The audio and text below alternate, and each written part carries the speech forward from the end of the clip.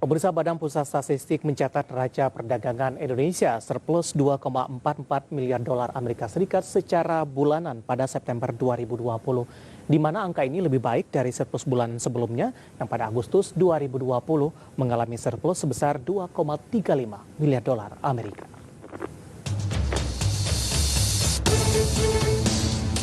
Di tengah pandemi COVID-19, neraca perdagangan mengalami perbaikan di bulan September di mana terjadi surplus 2,44 miliar dolar atau naik dari surplus Agustus yang sebesar 2,35 miliar dolar. Dalam konferensi pers secara virtual, Kepala BPS Suharyanto menjelaskan bahwa surplus neraca perdagangan terjadi karena nilai ekspor mencapai 14,01 miliar dolar atau naik 6,97% dari Agustus 2020. Sementara nilai impor hanya 11,57 miliar dolar atau naik 23,5% dari bulan sebelumnya. Secara rinci, kinerja ekspor ditopang oleh ekspor minyak dan gas sebesar 700 juta dolar atau naik 17,43% dari bulan sebelumnya. Sementara ekspor non-migas sebesar 13,31 miliar dolar atau meningkat 6,47%. Dari sisi impor migas tercatat sebesar 1,17 miliar dolar atau tumbuh 23,5% dari bulan sebelumnya. Sementara impor non-migas senilai 10,4 miliar dolar atau naik 6,18%. Pada bulan September tahun 2020 ini mengalami surplus sebesar 2,44 ya. Di sana digambarkan dengan garis yang berwarna merah. Jadi kembali, selama 5 bulan berturut-turut sejak bulan Mei, Indonesia mengalami surplus, dan surplus pada bulan September ini lebih besar dibandingkan surplus pada bulan Agustus yang lalu yang sebesar 2,35. Secara total, ekspor Januari hingga September 2020 sebesar 117,19 miliar dolar. Kinerja ini turun 5,81% dari periode yang sama tahun lalu. Sementara kinerja impor Januari hingga September 2020 sebesar 103,68 miliar dolar atau terkoreksi 18,15% dari periode yang sama tahun lalu. Apa yang perlu dicermati dari tren surplus neraca dagang ini? Simak ulasannya di Market Review. Dari Jakarta, Raharjo Patmo, IDX Channel. Terima kasih untuk Anda yang masih bergabung bersama kami di Market Review, dan di segmen ini kita akan berbincang tren surplus neraca perdagangan. Sudah berhubung bersama kami melalui via Zoom ada Bapak Muhammad Faisal, Direktur Eksekutif KOR Indonesia. Kita akan langsung sapa saja Pak Faisal, apa kabar Pak? Alhamdulillah baik Mas David. Baik, terima kasih Pak Faisal sudah meluangkan waktu di IDX Channel. Pak Faisal, tren surplus neraca perdagangan terjadi dalam beberapa bulan terakhir. Bagaimana Anda melihat posisi ini Pak Faisal? Apa yang bisa kita analisa? Apakah kondisi ini menunjukkan dari sisi ekonomi? Tentu saja kalau surplus ya, apalagi surplusnya kalau saya melihat ini terakhir sampai 13,5 miliar secara kumulatif ya dari awal tahun. Ini berarti relatif besar dan saya perkirakan mungkin sampai akhir tahun bisa sampai 17 miliar US dollar.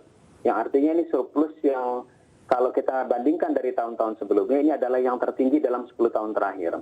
Terakhir kita mengalami surplus terbesar itu 20 miliar US dollar tahun 2010. 10 tahun yang lalu ketika terjadi booming komoditas. Nah kalau surplus tentu saja bagus, paling tidak dalam hal kita melihat misalnya pengaruhnya terhadap current account defisit kita ya. Defisit transaksi berjalan kita berarti kita bisa tekan. Kalau defisit transaksi berjalan kita bisa tekan, artinya satu dari sisi kerentanan ekonomi dari satu indikator itu paling tidak itu bisa sedikit lebih rendah. Kemampuan untuk kemudian menstabilkan nilai tukar rupiah di tengah kondisi seperti sekarang itu juga menjadi lebih memungkinkan ya. Dan juga dari sisi kemungkinan atau kemudahan untuk melakukan pelonggaran moneter ya dalam kondisi di mana surplus perdagangan ini melebar yang membengkak, tentu saja ini akan bagus. Ya, tapi yang perlu menjadi catatan di sini surplus yang terjadi sepanjang tahun ini ya 7 bulan berturut-turut ini tidak sepenuhnya sehat. Bahkan sebetulnya ini bisa saya katakan bahwa karena terjadi kontraksi aktivitas produktif yang terjadi di dalam negeri. Bukan terjadi karena dorongan ekspor yang tinggi seperti 10 tahun yang lalu ketika mencapai 20 miliar US dollar. Tapi yang terjadi di sini karena impor kita memang mengalami drop yang luar biasa karena adanya pandemi sepanjang 2020 ini. Ekspor sendiri sebetulnya malah cenderung agak turun, walaupun turunnya marginal ya dibandingkan dengan impornya. Jadi misalnya sampai dengan bulan September kemarin ekspor kita sebetulnya drop 5,8%, sementara impornya drop lebih jauh 18,15%. Untuk non migas ekspornya turun 3,8%, impornya turun lebih jauh, minus 16%. Jadi kita bisa lihat di sini bahwa ini karena faktor dalam negeri, kita melihat dari aktivitas produksi, produktif, dan juga konsumsi ya. Tentu saja ini yang melemah, tapi dari sisi ekspor, ya di dunia, di eksternal ini sebetulnya lebih baik, karena ekspor kita lebih bagus performanya. Jadi kondisi dunia lebih baik, sementara kondisi dalam negeri ini lebih buruk dibandingkan dengan dunia secara umum ya, secara general. Baik. Pak Faisal, kita akan coba lihat dari sisi ekspor terlebih dahulu, Pak. Komoditas menjadi penyumbang terbesar. Ya. Pak Faisal, kenaikan dari harga beberapa komoditas dalam beberapa waktu terakhir, apakah ini juga menjadi salah satu pendorong Pak Faisal atau mungkin ada faktor lain? Betul.